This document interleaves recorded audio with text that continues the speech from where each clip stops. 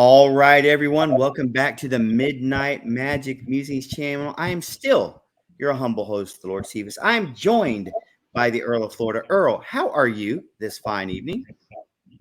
I am doing quite well. I got rid of my beard in about a decade, so You did. You I'm look a having. whole lot younger, and that's a little off-putting.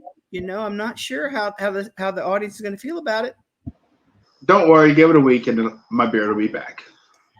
Well, yeah, probably so. See, it takes a while to grow in. If I cut mine off, it won't be back till probably Labor Day next year. So we're going to let it thicken up a little bit so it looks a little bit more full, as the kids say. But as we said, this is Midnight Magic Musings, and Earl, we did it. We caught the Marvel Cinematic Universe. We are on episode number 34. We just passed number 33 from the MCU, which would have been the Marvels, and we're proud to say we are at least a success. Said another way, we did not lose as much money as the Marvels did. All right, let's jump right into it. Well, that's true. All right, let's jump right into it. And so this week we're going to do another Triple M overtime. What does that mean? It simply means they are topics that we're going to be very short with. Just some random thoughts we've had during the week.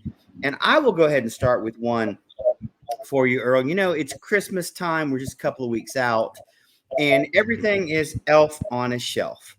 Well, I did a little thinking. And I've had just about enough with Elf on the Shelf. So I have come up with just a couple of alternatives. Okay, are you ready for this? I know you are. First one, you could have a Schrute in a boot. That's right, Dwight Schrute from Dunder Mifflin, which would be, of course, The Office. There's an option you have. I've also come up with this one, Beasley on the Weasley. Get it? Kind of a play off of the Weasley family from Harry Potter. All right, how about this one? How about Wanda in Wakanda? There's that one. I'm a fan of this one. If you don't like that one, I'm going to give you this one. How about Snoop on a Stoop? Yes, there's one of those out there as well. Earl, what do you think? Am I onto something? Is this financially feasible? Is this going to be the breakout hit that's going to launch me into a successful entrepreneurship? I just want to put this out there that the thoughts and opinions of certain hosts of the show are not necessarily reflected of this channel or YouTube in general. Do you think it's too much? Do you think my brilliance I think has you need to keep working on it. You need to keep working on it, brother. Look, these are things. Look, the Snoop on a Stoop is actually an item out there. It's actually being sold. All right, fine. You don't like that one? I'll give you one more. How about Caesar in the freezer? It works. It literally rhymes. Literally. Are you okay? Are you all right? I have a new background. I never thought I would say this.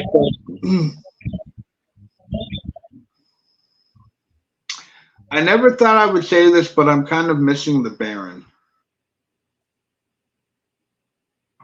Literally, no one has ever made that statement in the history of mankind. So you're right. You have done something no one expected you to do. All right, Earl, that is my first topic. Things you can do instead of partaking in Elf on a Shelf. It's a Christmas themed episode. What is your first topic of the evening? It's not going to be Elf on the Shelf or any of the other variants that the Christmas multiverse has to offer.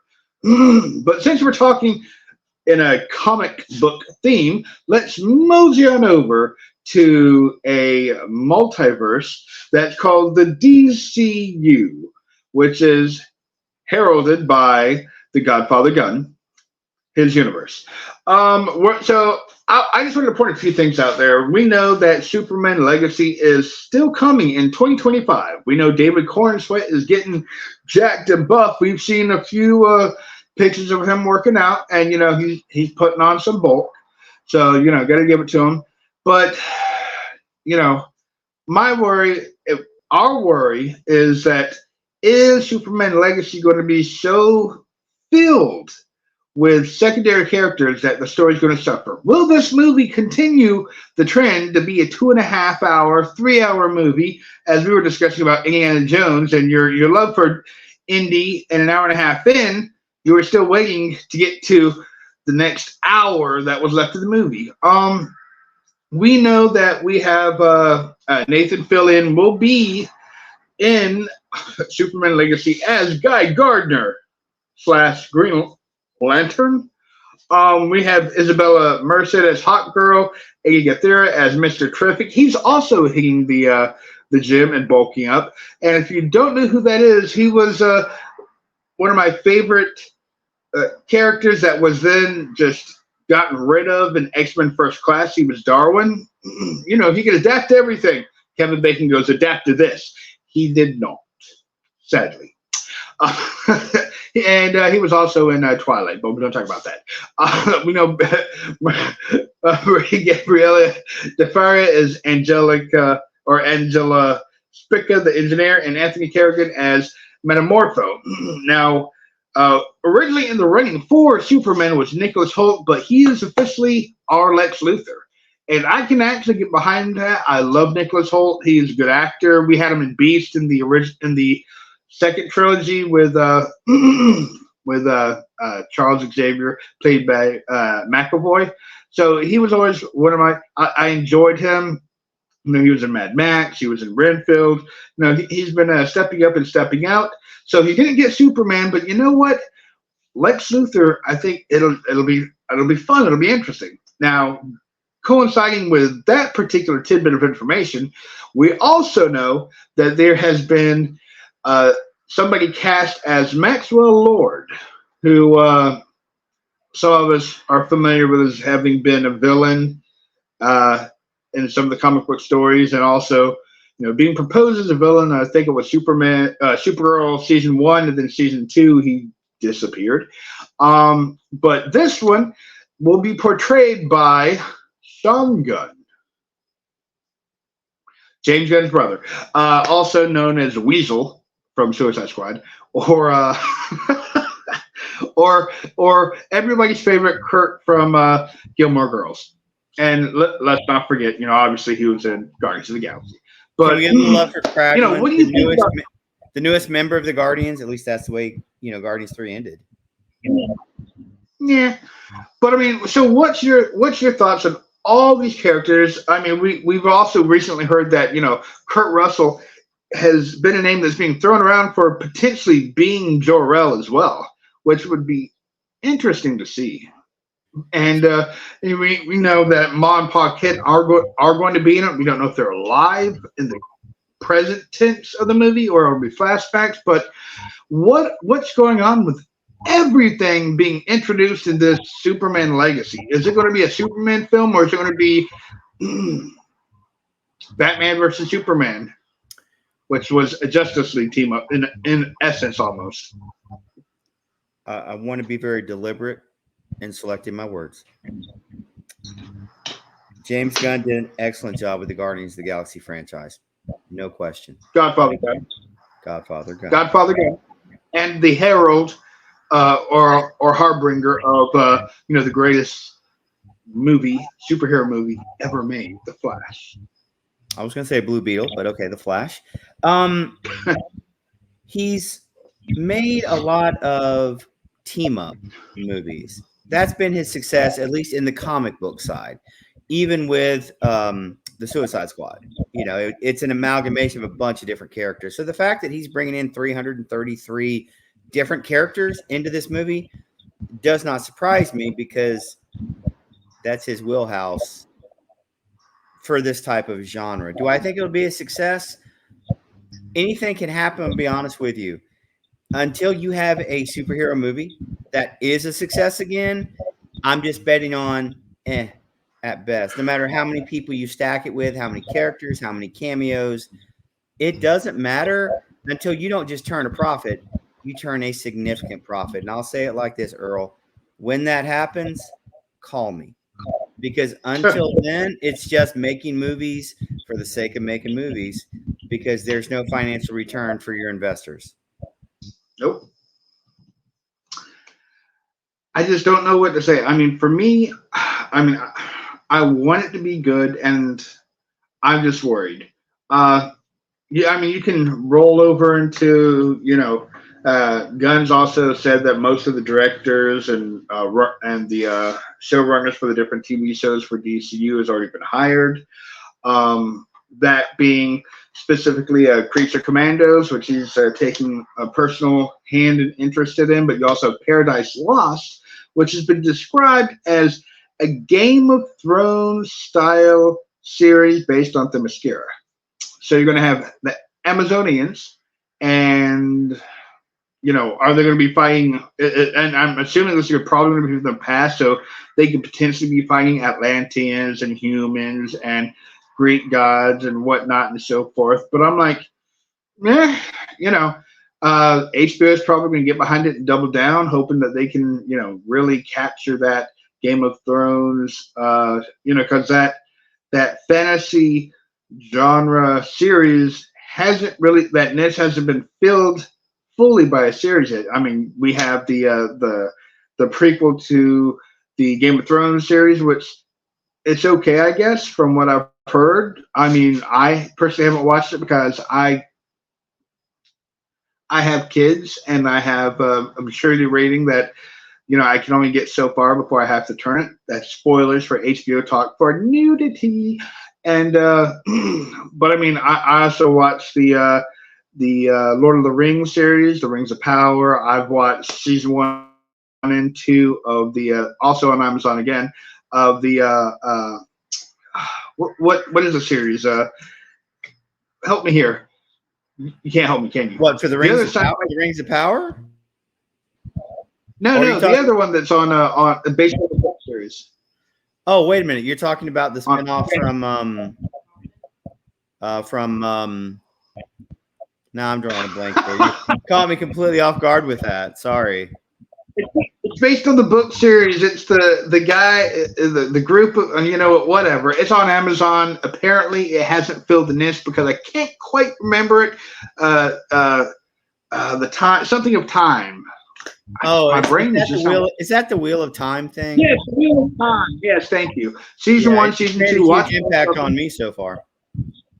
apparently on me. But I watched both seasons, and season 3's it's coming, but nothing has yet filled that niche. So maybe HBO or Discovery or Max or whatever you want to call it is hoping that this Paradise Lost, which is the title that they're working with, a play obviously on the symbology from that particular story.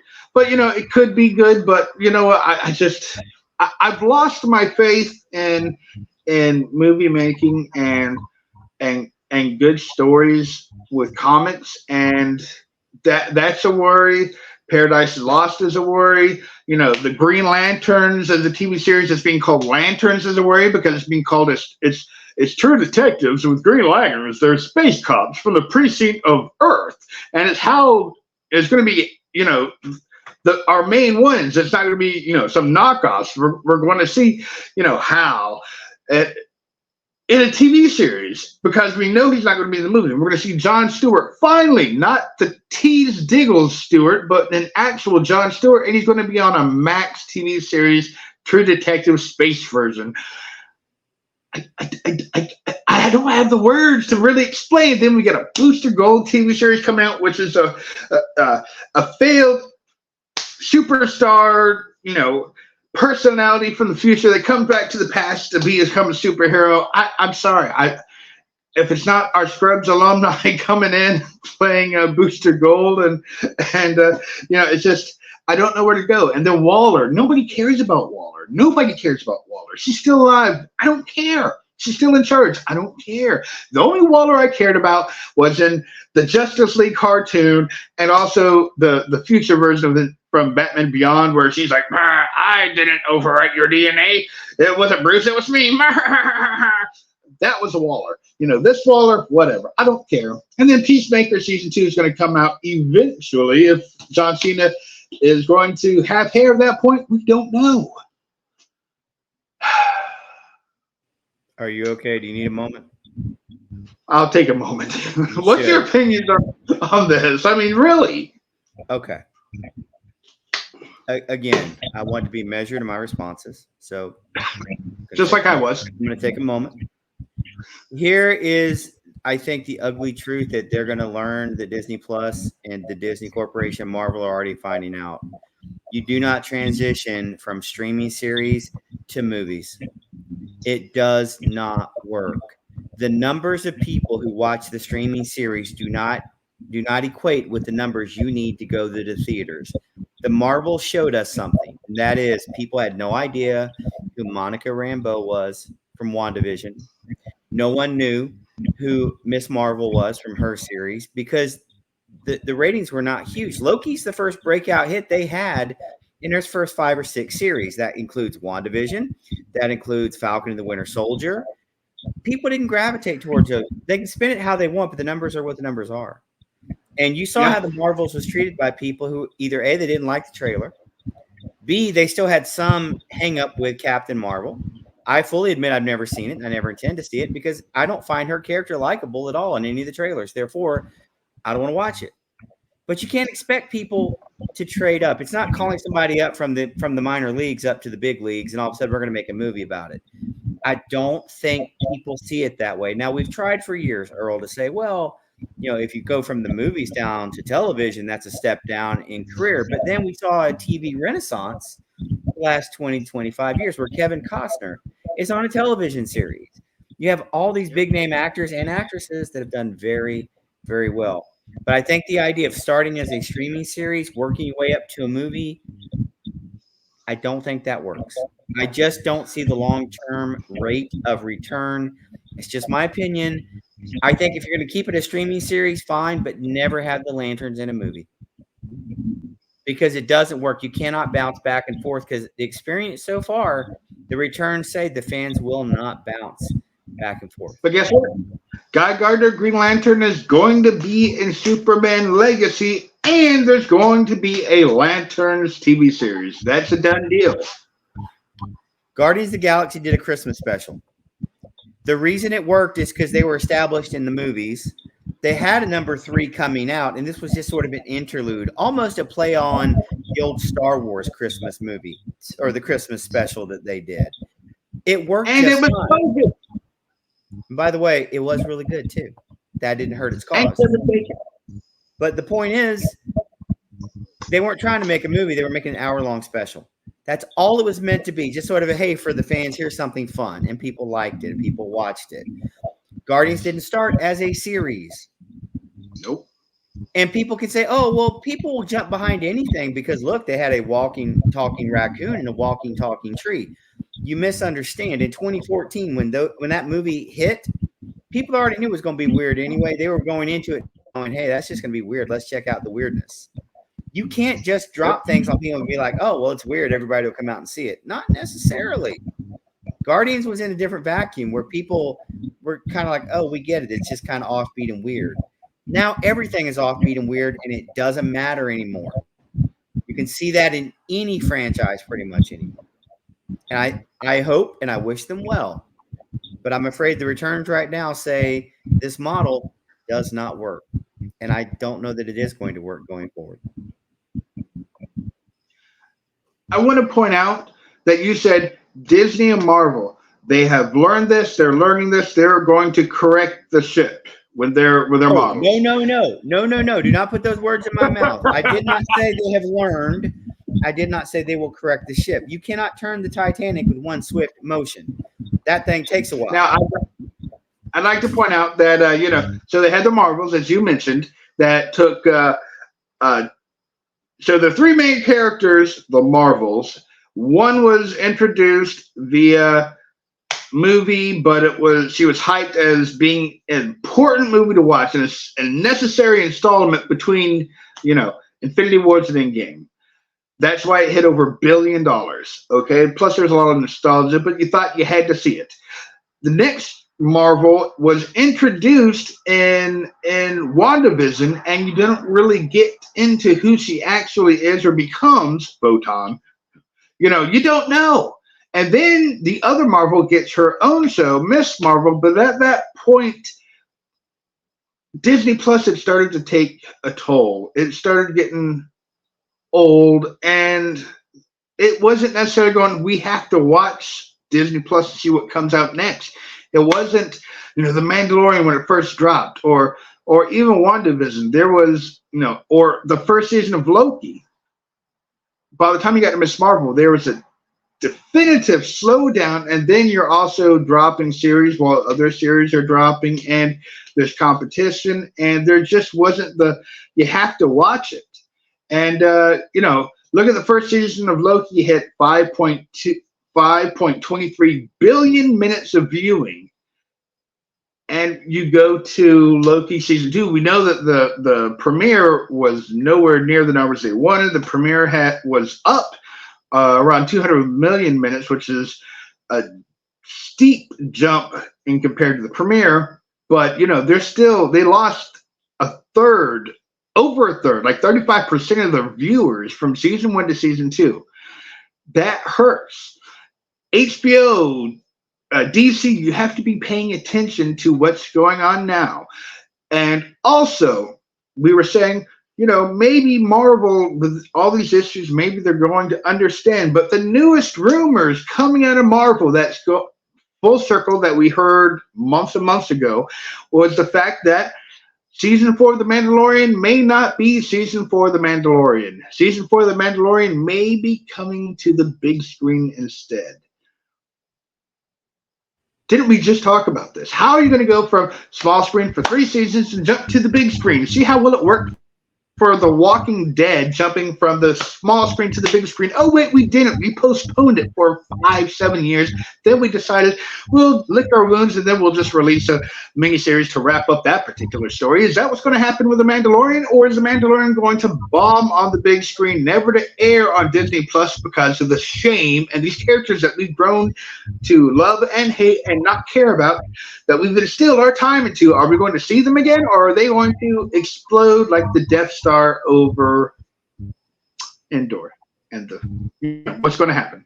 You're at the point now where, are you going to continue to spend $25 million per episode? Because why not? We're spending $300 million per movie. That's what She-Hulk got. That's what Secret Invasion got.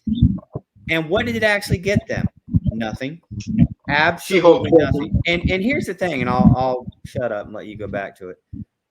The number 1 show from Disney Plus is not a Marvel series. It's not a Star Wars series. It's not a Pixar series. It's Bluey. And they don't even own Bluey. They license it from a company in Australia. Yet that is their number 1 export. Not Australia's. That is Disney Plus's number 1 rated series across all genres. Bluey, and they only license it. They don't even own it. So that's a Bluey point you just made. I see what you did there, and I support it. I don't know what to say about DC or Marvel. I want the best for them. We've talked about this. We want them to make good movies. We want them to do well, because that means more is going to happen. But so far, the new model that Godfather Gunn's coming out with, I'm not seeing the vision that he has. I mean, I understand where he's coming from. He's wanting everything to be interconnected like the Marvel universe. But we're seeing the stress fractures and the problems with having a massive interconnected universe with Marvel right now. We discussed this about how you had the Avenger movie hit, and then after that we had this great team of superheroes that have come together to fight some of Earth's mightiest blah, blah, blah. Well, what happened to the next one? Oh, Iron Man 3, he's fighting, the Mandarin. Maybe we don't know. We still don't know for a fact that was a Mandarin or not. But the president of the United States was kidnapped, and nobody else. Where's SHIELD? Where's Captain America? Where's any of the other America-based teams in Iron Man 3? It makes no sense. Look at all the other ones. How can we? This is the problem with having an interconnected universe where these teams are And they're not just teammates that fight evil. They're buddy-buddy. They hang out. The Black Widow picks up Captain America in her car. Mark Ruffalo's Hulk and Robert Downey Jr. is hanging out at the, at the lab. Where are these people during these crisis events and these smaller things? That's one of the problems with this interconnected universe. Is like, nah, you know what? I might win. I might lose. I'm calling the Hulk. What's going on? How? Go ahead. Yeah, I don't know. I'll just say that when you have a celestial coming up out of the ocean, and no one has said a word. Yeah. Not Miss Marvel didn't talk about it, and you would think, being the fangirl she is, she would have Googled that sucker all over the place. No. Yeah, that'd be a poster. Secret invasion. I'd be worried about a secret invasion of those Celestials coming up out of the ground. Nope. Yeah. Nope. Didn't worry about that. No series has said a word about it. And you know what's ridiculous? From a real point of view, when we have an earthquake in the ocean, it creates a tsunami. What do you think a giant celestial being bursting out of the earth and then barreling up to pierce the oceans? You're causing tsunamis, you're going to cause volcanoes and earthquakes and all these different things, but nobody mentions it. Nobody mentions any of these things that legitimately should have happened with this massive galactic size, not the cloud, being is being hatched from the earth itself, and there's no earthquakes, there's no afterquakes, there's no tsunamis, there's no volcano, there's nothing. Explain that to me. I can't. It's very simple. It's all going to be fixed when the Fantastic Four debut. They're going to fix everything, because all I hear is about, well, you got to let them get the Fantastic Four. We got to get the X-Men, or whatever we're going to call them. That's going to fix everything. My point is, you get to a point where, you know what, when Humpty Dumpty falls off that wall, it's hard to put it back together, and I don't know if there's enough time to put it back together, but we'll see. We will see going forward. Now, this is the problem. Everybody's going to scramble to put Humpty Dumpty together again.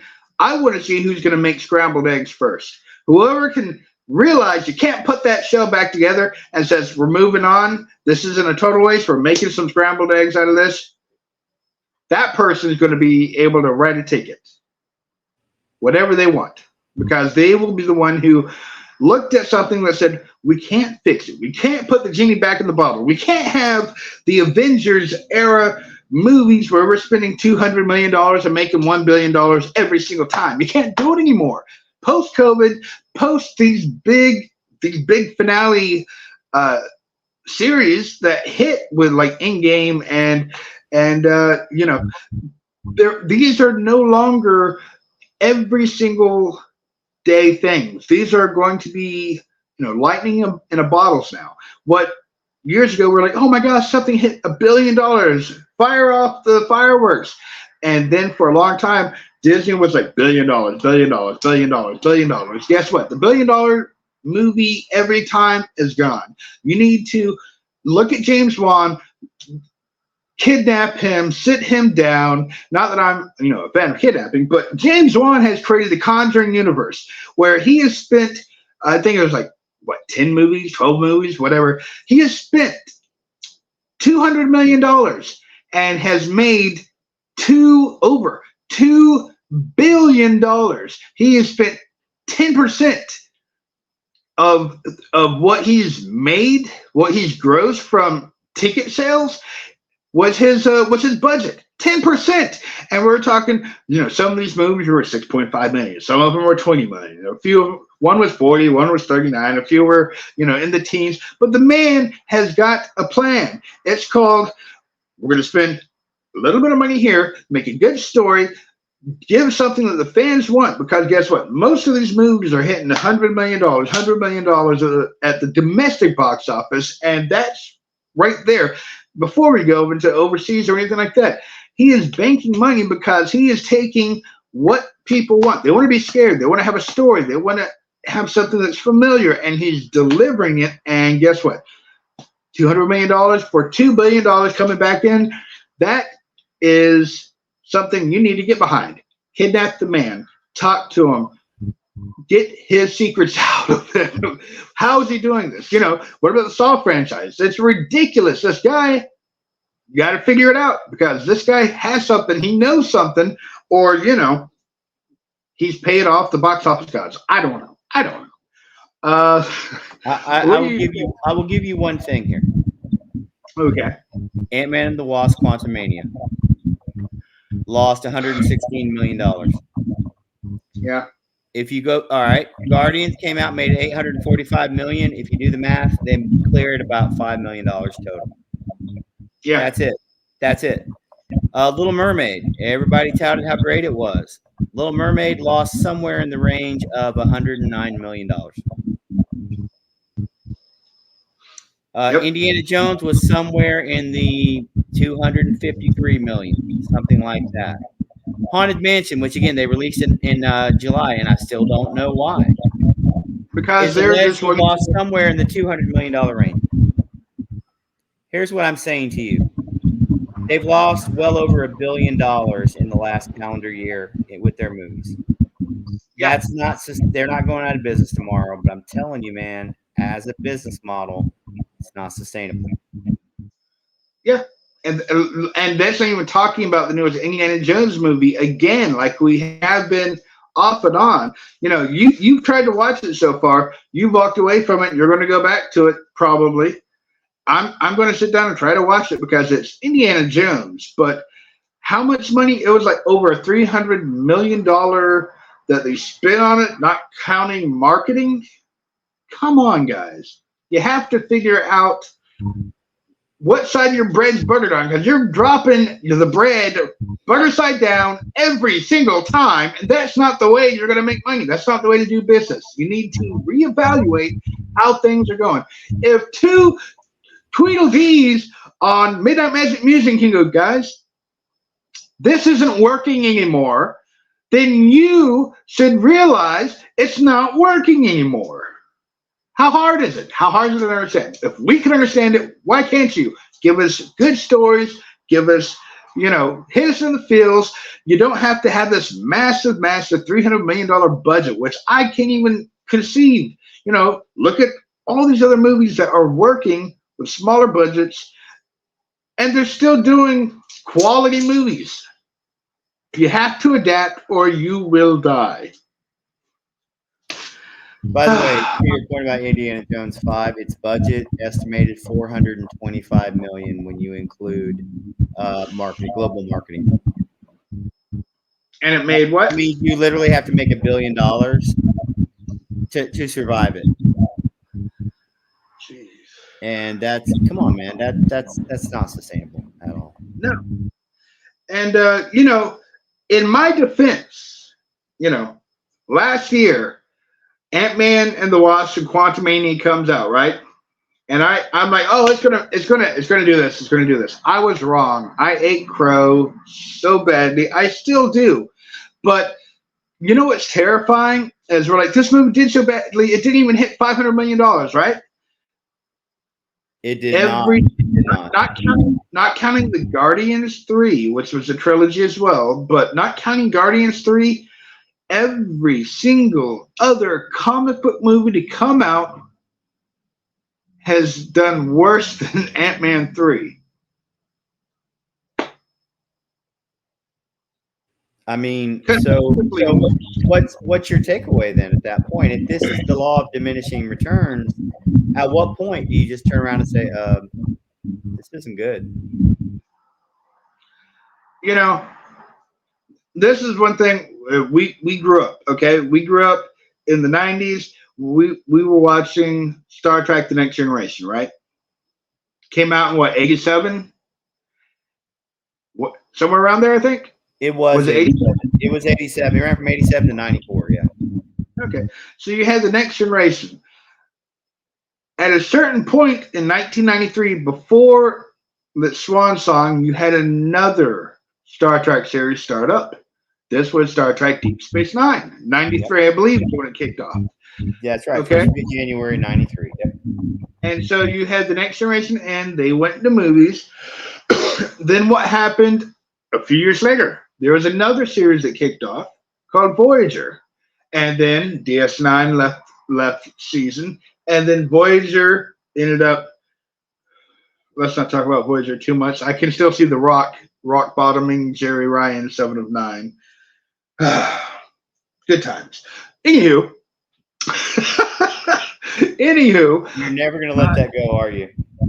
no, I'm not. You know, he even did the eyebrow too. But let's just say, you know, Star Trek, they had a formula that worked.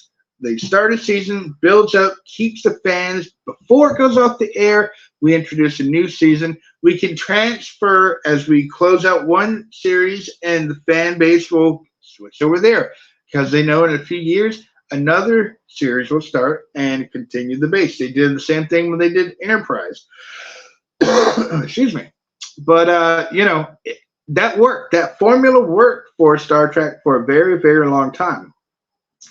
Look at, you know, the different Law and Order, CSIs, all these different series that have spawned countless, and I mean countless because I can't count that high. Even when I take off my shoes, my fingers, my toes, there's 47 different CSIs, and I don't know where they're all from. But guess what? They all come out. They all do well. But it was a formula that did so well for a long time. But guess what? Then it started dying up and drying up until they went back and said, okay, we're going to have a resurgence. We're going to have a revival series. And they had to switch things up just enough to keep people baited and coming back to this new thing. Marvel has to learn. DC, Disney, I don't care. It's not just a superhero comic book coming to the big screen and the small screen. It's about movies and franchises in general. You have to continue the longevity, which means you have to give the fans what they want. You have to introduce new things. You have to taste risk, but you have to know which side the bread is buttered on, because if you keep dropping it butter down, people are going to stop making toast. And I like toast, even though I'm not supposed to eat. I think the question is there enough bread or enough butter for the bread? I think that's the question anymore. Now, 3 things, and we'll move on from here. 3 things coming out next year. January, Echo. Okay. Middle of the year, Deadpool 3. Okay. Fall, Agatha Harkness series. Okay.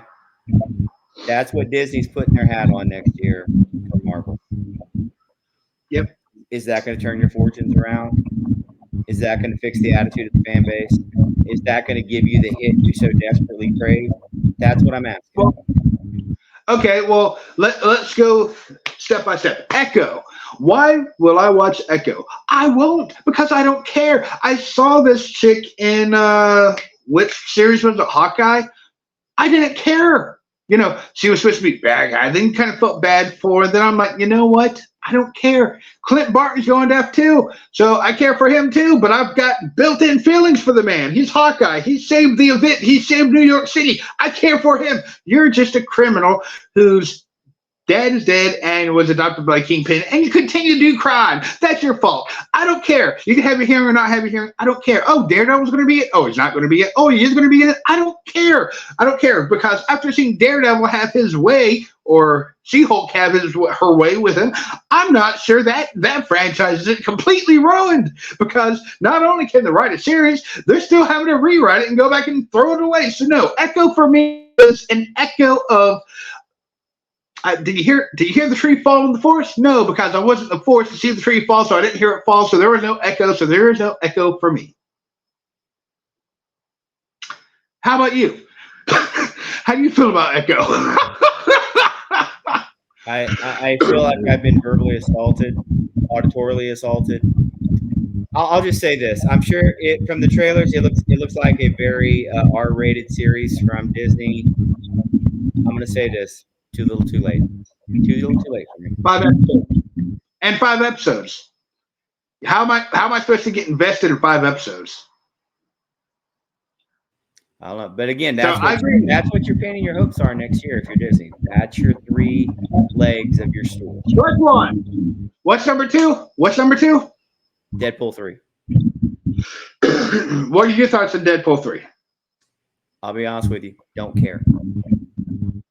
I don't. It does not matter. It's cute. It's somewhat funny.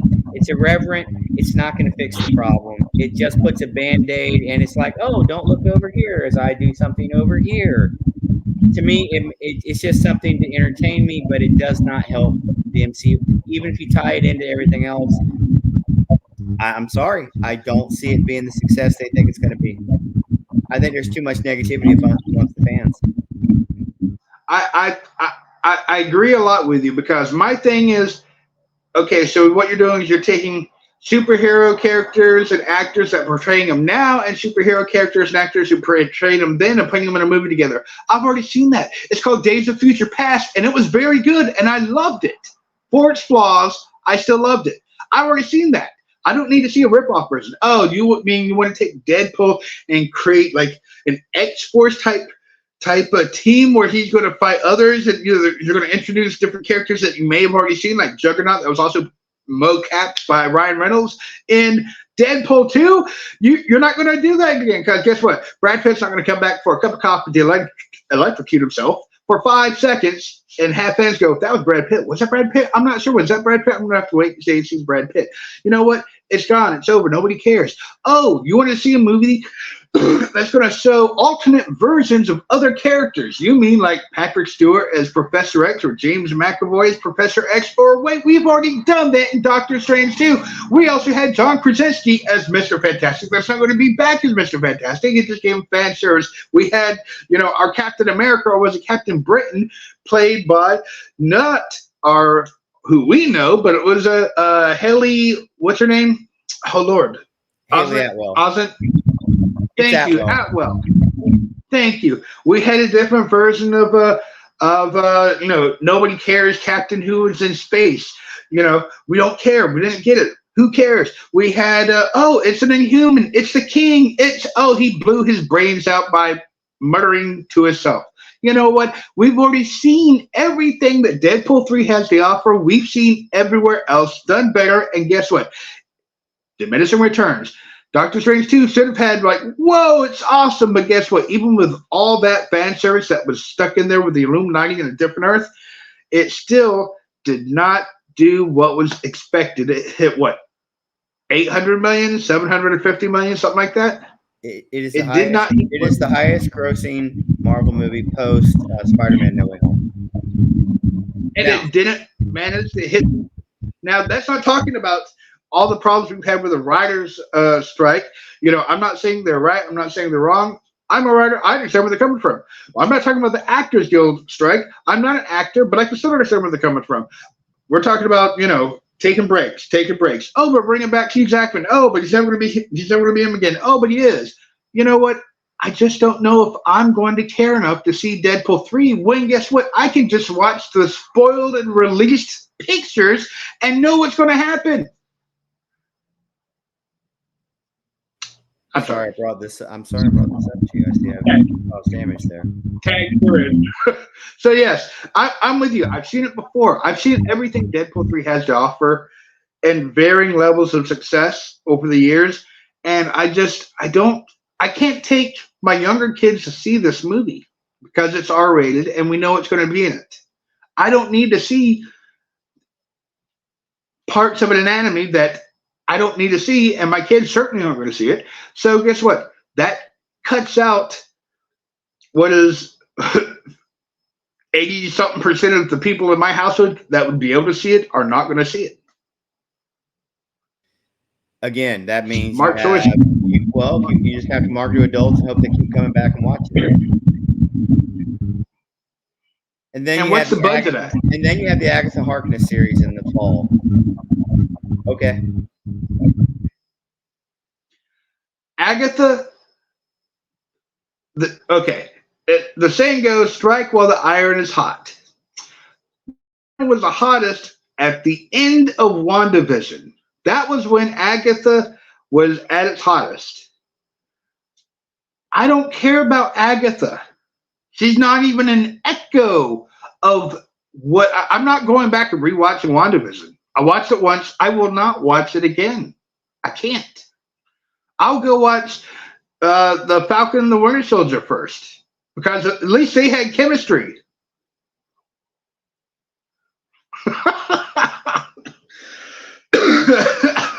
We're gonna have to put a parental guide on this episode. The Earl is angry. No. So for me, Agatha's out. What about you? Are you going to watch Agatha? I'll probably watch first episode and see if it's worth the second one. If not, I'll move along and be fine. You got further than I did in Secret Invasion. I watched the first episode. I think I watched part of the second. Got to the very end of the second, because isn't it the end of the second when somebody is gone, right? First episode. Oh, that was the first one. That I didn't even finish the first episode. I got to that part, was like, and that's how it's going to play out. I don't care anymore. I never went back. I said, I'm going to click it and watch this. I just can't. I can't. I don't have time to waste on characters that are established. Nick Fury is an established character. I am invested in this character. But you know what? I couldn't get into it.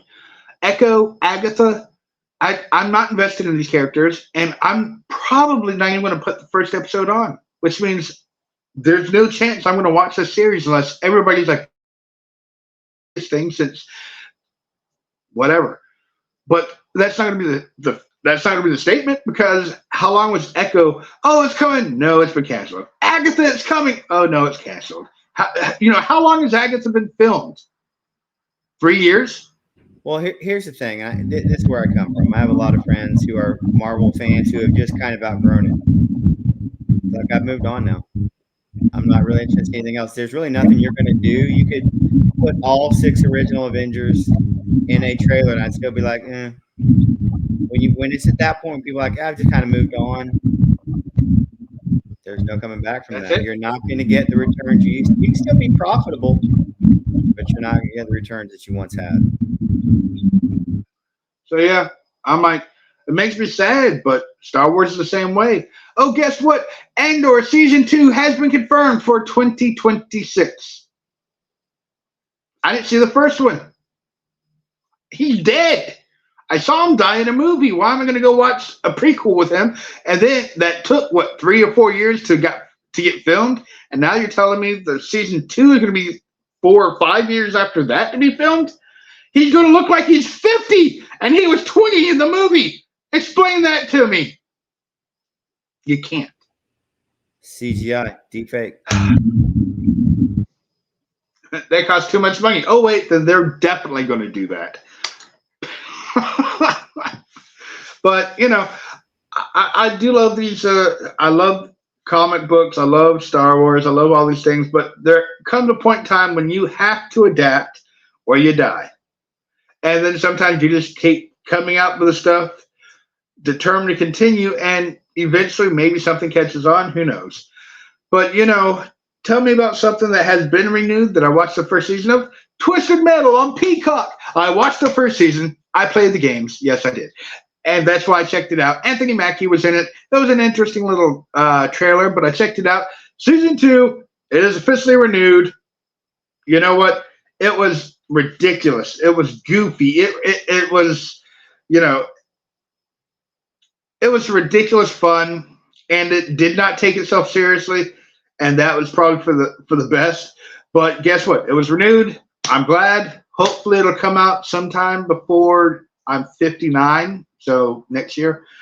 But I mean, seriously, kudos for them. They got a renewal. Season 2's coming. That's my antidote to the last 40 minutes of wanting to scream that I indulged in. And we were here for it. All right. Well, that's all the topics I have. Did you have any more you want to get off your chest? Actually, I've never really watched this TV series, but I know a lot of people are fans of it, and I've seen a few episodes here and there, but not enough to be able to grasp. But Doctor Who has a Christmas special that's coming out. Yeah, you guessed it. In the next few days or a week and a half or so, because Christmas is coming. Get ready, guys. We're closing in on it. But anywho, Doctor Who has brought back a previous Doctor that's going to be in it. Now, they've done this before a few different ways, a few different times, because it's time travel, blah, blah, blah. But you're going to have a favorite Doctor Who comeback.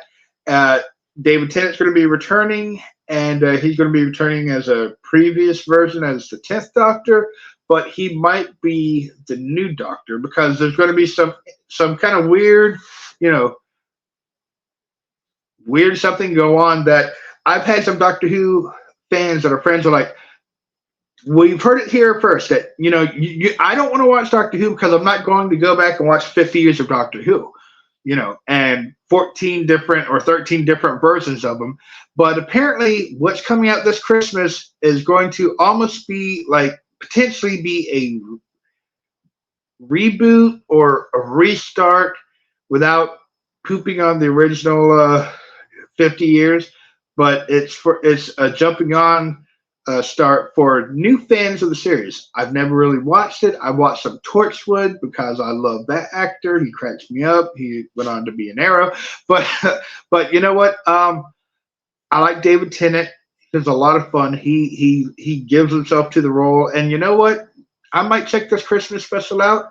And if this is a potential jumping on part for a series that has longevity like crazy, it's ended, then it came back, and it's had so many different recastings of the same character.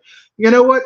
I might check it out. You might want to check it out too. It looks like it might be fun. It might be the opportunity to jump onto a fandom bandwagon that is been around for a long, long time. I can answer this in 10 seconds or less. I don't care. I've never watched Doctor Who. Oh, no! Count me out. Just count me out of the whole thing. Okay. I might watch it. I like David Tennant, but, you threw John Barrowman in there, and I will absolutely watch it. As Captain Jack Harkness. Yeah. But either way, so yeah, that's probably the only other thing I really have. I mean, Twisted Metal is new. That was my wee. We have a new movie coming out called Nosferatu next year. It's going to star Nicholas Hoult is back. He's going to be in it. Interesting enough, he's going to be playing a character that's very similar to the character he played in Renfield as Renfield. But Nosferatu is going to be played by Skarsgård. The one of the younger brothers, the one who was It, Bill Skarsgård, who played Pennywise in It.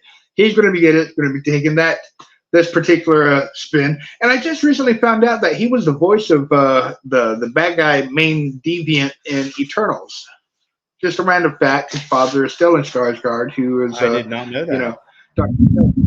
Yeah, I didn't either. I just found that out, and I was like, wow. So, anywho, so that's going to be coming out. It's supposed to be spooky, scary, and might be worth checking out. As you told me, Indiana Jones is on Disney Plus. So for those who are fans, want to check it out. Check it out. I'm probably going to because it's Indiana Jones, and they're not going to make any more, especially after how it did in the box office. So, check it out. The young woman off of the Netflix, The Witcher, is going to be in a movie called Baghead, where her father dies and she inherits a house, and there's some kind of being creature in the basement who can speak to the dead, but more than 2 minutes and bad things happen. So it's a horror film. Horror's been around forever, but they've learned to control their budget, and they've learned to give the fans what they want, and they've learned to tell some decent stories sometimes. And that's all I want action and sci-fi and everything else to do is learn from the horror and do the same. So that's about it. I should be talking about the Santa Claus movies or the Chronicles 2 or blah blah blah. But you know what? Horror is on fire right now. It's they're doing well. Learn from them. I told you, kidnap James Wan, figure out what he's doing, and this is where you give the thoughts and opinions of the Earl of Florida is not indicative of the channel Midnight Magic Musings. They do not endorse kidnapping James Wan. Should that happen, the information for the Earl of Florida will be forwarded to the appropriate authorities. But the two other things I was going to say was, all right, Amazon, Jack Reacher, season 2 drops on the 15th. Check it out. It's a lot of fun. The first season was a lot of fun. I like the books. He's a good author. It's already been renewed for season 3, so there's that. Rebel Moon is dropping around the same time on Netflix. Is Zack Snyder's ode to Star Wars. That was originally supposed to be written as a Star Wars film, but when they said nah, it ended up its own thing. You're going to have laser swords. You're going to have cocky, smarky smugglers. You're going to have some great performances. Some of the views are starting to come in. They're saying it's a beautiful thing, but the only problem is it doesn't quite stand on its own because it's a part 1 of a 2-part story. Don't worry, part 2 was recorded, so it will be dropping next year, but it's not quite Dune. But anyway, check it out. That's all I got. All right. Well, with that, we are going to bring this week's episode to a close. We do thank you for listening and watching. If you've not clicked the like button, please do so. Click subscribe if you've not done so. Turn that notification bell gray. And then finally share this thing out on the social medias of your choice. On behalf of the Earl of Florida, I am simply your humble host, Lord Cephas. Thank you for listening. Thank you for watching. We will see you again next week.